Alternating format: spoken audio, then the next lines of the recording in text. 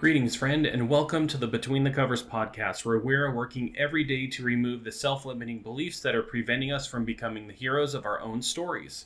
I am Marcus Spar, and today I want to talk about a conversation I have quite often with many different clients, and that is boredom. Today, we tend to live in a society that we don't have the luxury of being bored anymore.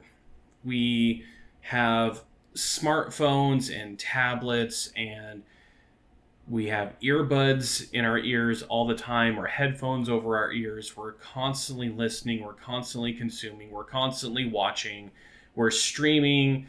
We just have so much at our fingertips that, and I'm throwing myself under the bus when I use this illustration, that when I'm standing in line anywhere and I'm there for longer than 3 seconds, I can grab my phone from my pocket in order to check on text messages, or I'm listening to a podcast, or there is a game I want to play on my phone just to distract myself from not having anything to do.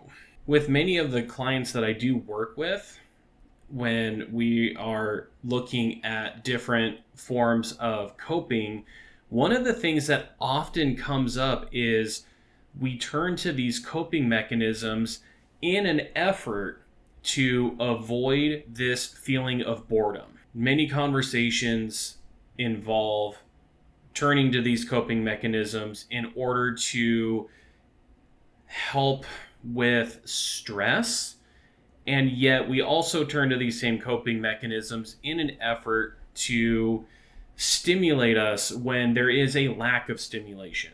In the US and pretty much any modern westernized country here in the year 2024, there is so much stimulation, so much vying for our attention, so much trying to grab our eyes and our ears in order to sell us product or turn our ideals to a specific belief system, that we often find the silence of no stimulation to be deafening, especially in a capitalist society like the United States, where it's all about consuming. It's all about what can you accrue, what can you get, what can you purchase.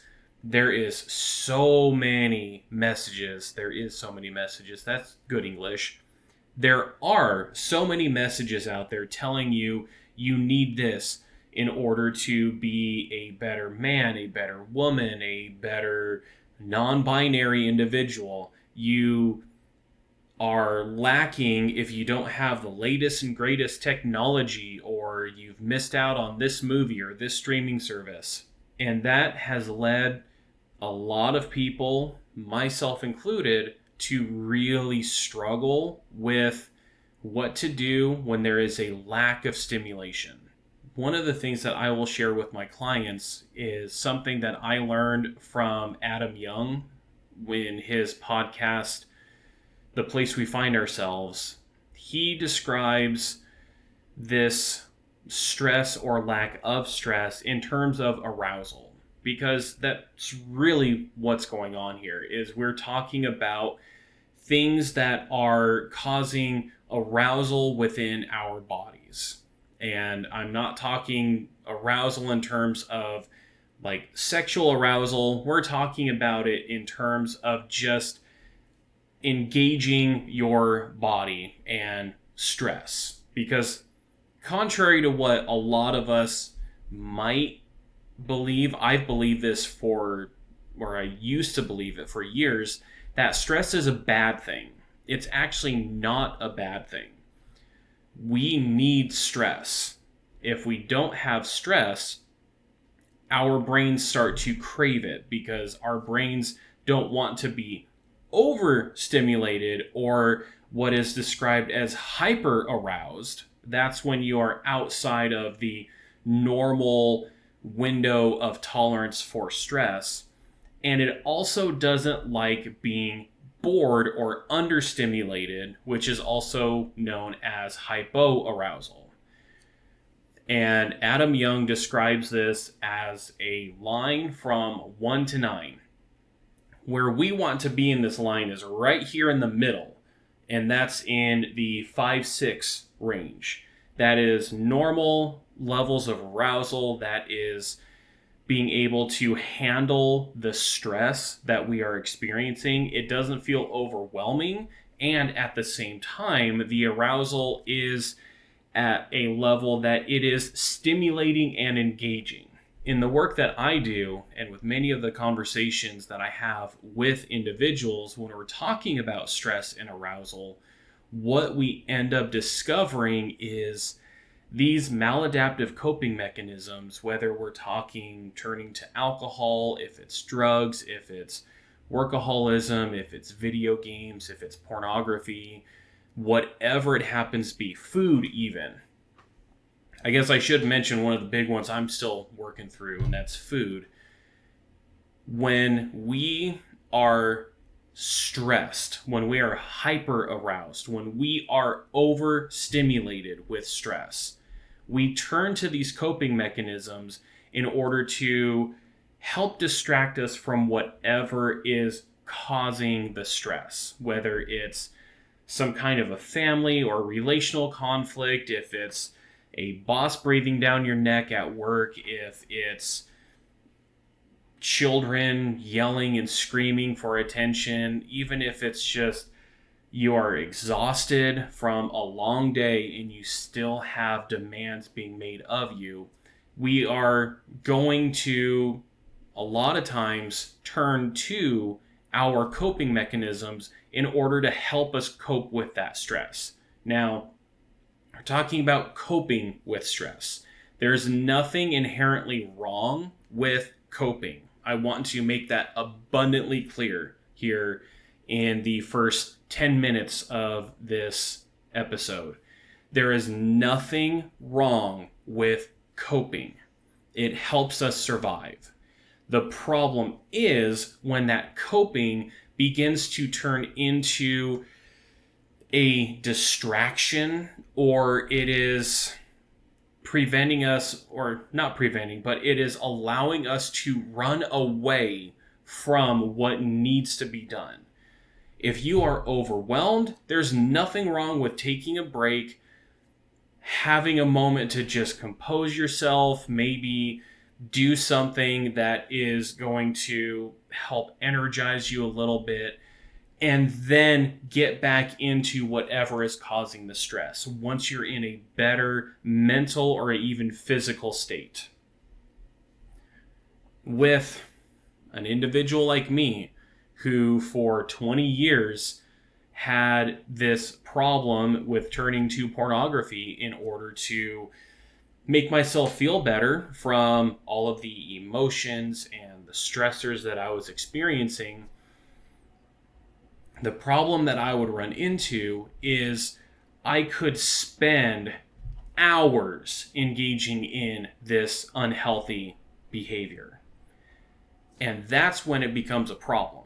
It becomes a problem when you are spending so much more time trying to run away from these feelings, emotions, stressors, people, whatever it happens to be, then you are trying to actually resolve whatever is causing the stress. That's when it becomes maladaptive. That's when it moves outside of coping and may even go into the realm of compulsion or even addiction. Now, getting that all squared away, there is another important dynamic for us to understand when we're talking about arousal, and this is tied to boredom. Our brains do not like being bored. They don't like going into this hypo-aroused state or this understimulated state.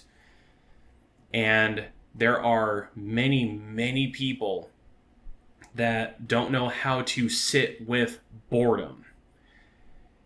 And when we are bored, our brains are then going to tell us, I need stimulation right now. And take a look at your baseline. Honestly, take a look at your baseline.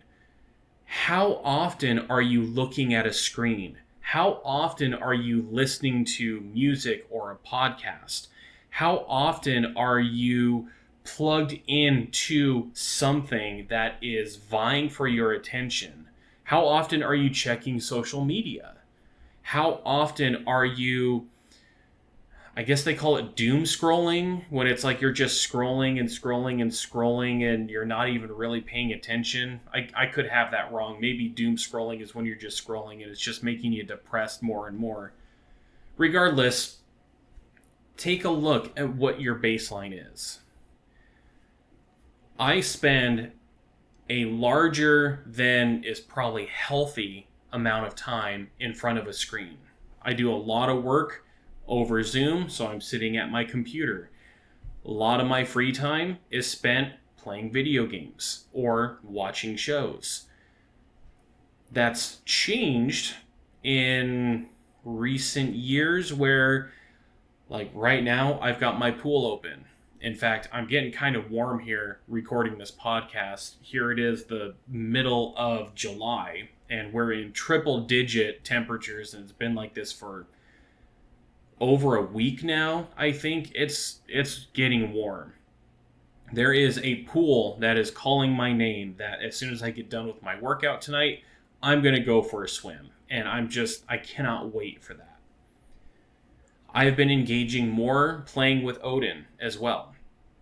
It's actually been kind of nice having Odin around because he can help with getting me off my butt and away from the TV or laptop or computer screens, and actually like outside and in nature and going for walks and throwing tennis balls and these things that are much better than just spending an inordinate amount of time on a screen.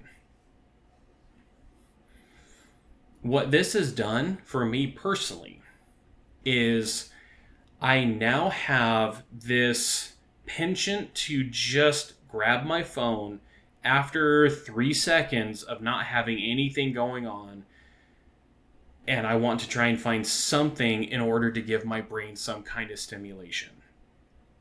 This is not healthy. This is not something that is going to be bringing much benefit to my life or likely yours as well. This is me not being okay or comfortable with boredom. I can't be bored. Society has oftentimes told me not to be bored. There's flashing lights, there's screens. I mean, I'm getting advertisements at a lot of gas pumps these days, which I never thought I would see the day. There are so many things trying to grab our attention that it's practically impossible for us to be bored or even to feel boredom, that when we do, it's an unbearable experience and we want to run away from it. So what do we do with boredom? How do we handle this hypoarousal? How do we handle this experience where there is a lack of stimulation? I think one of the first things that's valuable to do is to remind ourselves that this is okay. It's okay to be bored. It's okay to not have anything to do, not have anything to watch or anything to listen to. When was the last time that you went for a drive, a bike ride, a walk, without having something playing in your ear? I listen to a lot of podcasts.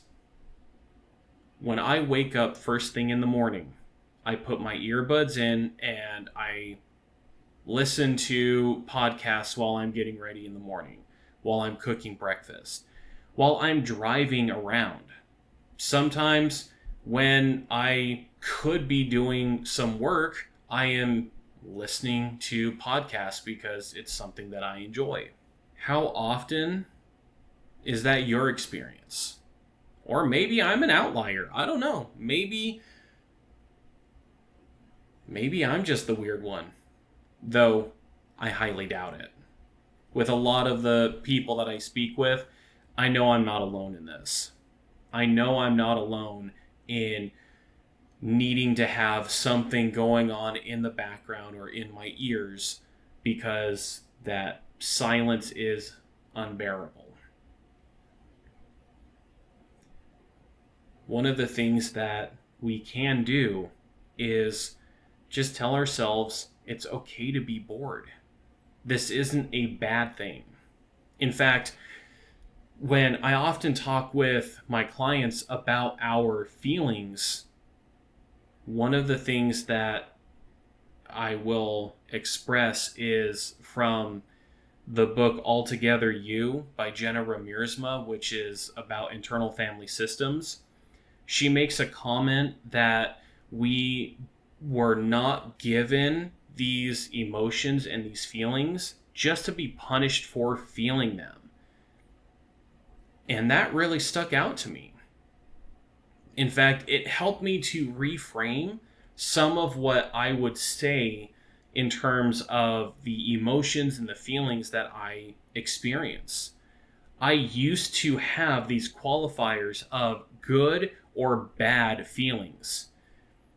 I don't use good or bad anymore because to me, all of our emotions, everything that we feel, they're good. What we have instead is a dynamic of comfortable and uncomfortable feelings. And especially in this age with more modern, Western, enlightened societies, we are often told not to feel, but to think. So there's a lot of us, just like me, that didn't really grow up knowing how to process some of these feelings that might be overwhelming or uncomfortable even. I can remember so many times as a child going to either my mom or my dad with something that was done that I am crying about. And I effectively received the message that my feelings were too much. They couldn't handle them, so just go do my own thing. My feelings are not meaningful in that moment. And so I experienced these uncomfortable emotions, and I didn't know what to do with them. If I cried, I was called a crybaby. If I got angry, I was told that we don't get angry. That's not a good thing to do. If I sulked, I was called a pouty baby, or no, maybe not even that, but a lot of the things that I would do in order to express my emotions, these were deemed as being not good because they were a bother to someone else. And at a young, impressionable age, as a young child who's maybe 4, 5, or 6 years old, what I ended up learning is that I need to figure this out on my own. And I didn't know what to do with any of these feelings, so I did the best thing that I could, and that was run away from them. What I found out is this worked great when I was overstimulated, and then it also worked great when I was bored. I was bored, sit down and play a video game. I'm bored, I don't have much stimulation, let's go find something to eat. Or some sweet beverage to drink. As I got older, I'm bored. How about I just look at naked pictures online or naked videos and sexually stimulate myself. It worked. It helped me to avoid this uncomfortable feeling of boredom. And I can even remember car rides when we would be going to visit family and it was a trip of a couple of hours that, and I'm pretty certain a lot of people had these experiences as well. This was, gosh, even before something like the Game Boy came out. In fact, we didn't even have a Game Boy growing up. We had car rides where we might bring some toys with us, but we get bored with them after half an hour, and we still have like another 3.5 hours to go to get to our destination. So me and my two brothers would do what we were great at doing. We would pester each other because that was at least better than sitting in the back seat being bored. And while we're trying to entertain ourselves, we would get in trouble. Because, of course, whoever's being pestered isn't enjoying the experience and would therefore vocalize it loudly and complain about it, and then either of our parents would be yelling at us from the front to knock it off. Don't get me wrong. My parents did the best that they could. It is not easy to raise children by any stretch of the imagination. They did the absolute best that they could.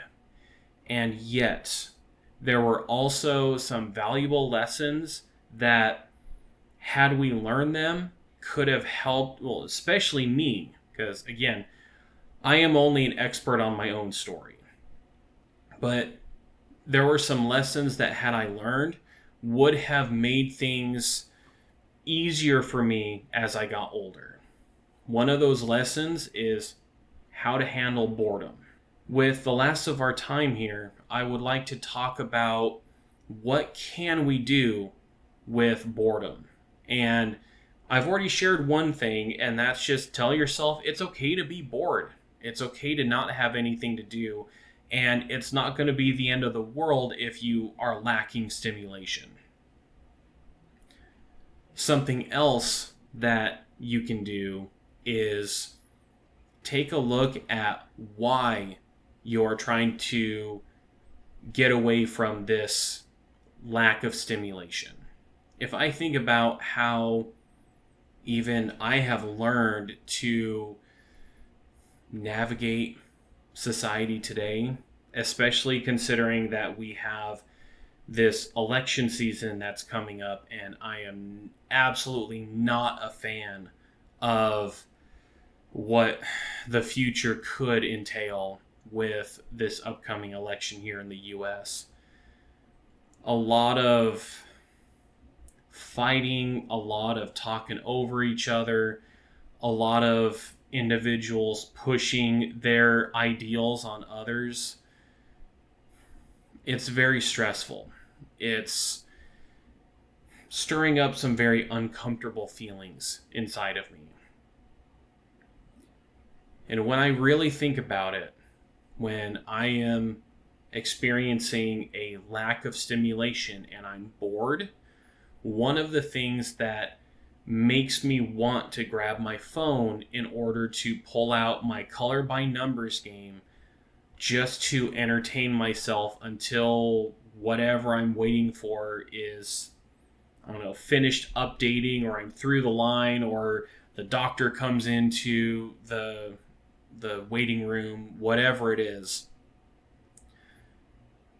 When I have that lack of stimulation, I have lost what is distracting me from these uncomfortable feelings, from the fears, from the anxieties, from the feelings of being upset, from the feelings of being ignored, from the feelings of overwhelm, because there's maybe something else I could be doing with my time. Whatever the feelings are, this stimulation that I am engaging in is keeping me from feeling what I am actually experiencing. So boredom in and of itself is forcing me to face what I have been trying to avoid. I was speaking with my therapist just yesterday, and one of the things that came up is there are so many things that I could and should be doing, and I've just been getting overwhelmed, and I get to a moment where I just shut down. It's been terrible lately. My motivation has been zapped. I have not had the will or the desire to sit here and record podcasts or do some edits to my website or prepare for some of the changes that I'm trying to do with my business.